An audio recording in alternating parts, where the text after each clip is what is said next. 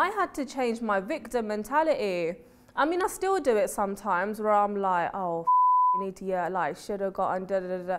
But I think once you realise your worth and your value, you start realising, well, first of all, I'm going to love myself enough to know that I'm not going to allow some negative by people. You know, like, I value my space and my area enough to know that I'm not going to allow someone in that's going to tarnish that.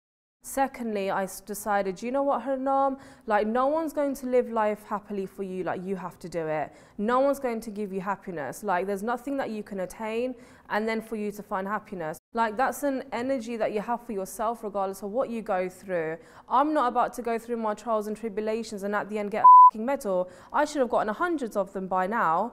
You know, and I think I just stopped victimizing myself. I realized my self-worth. I realized that I deserve the best in my life and only I can give that to myself. And once you realize that, that will change you in the most amazing way. My name is Harnaam Kaur. I am a motivational speaker, social activist, and social influencer.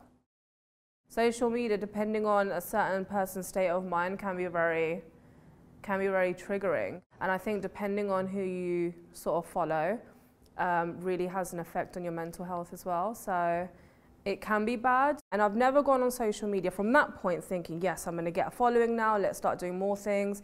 Like, that's never been the intention. I love the fact that people are finding some sort of connection to what I'm saying. They are connecting to the message and to, you know, to my life's journey. And I think that there are so many different aspects in my life that people can connect with.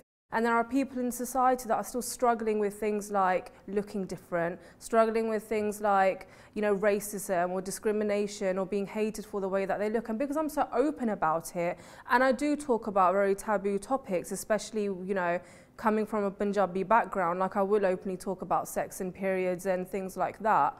So I think it's my fierceness and that no give attitude and that badassness that people are just like, yes. You know, I just know that with everything that I want to do, I want to add value and I want to help heal people and I want to help people. And I've come from a place where I've been hurt, burnt and sort of abused a lot, and I wouldn't want other people to go through that. And if they are, I definitely want to help add value to their life and show them that you can achieve a lot just by being authentically yourself. But first you need to start that self-healing, or first you need to realize that you can do better and you do deserve better.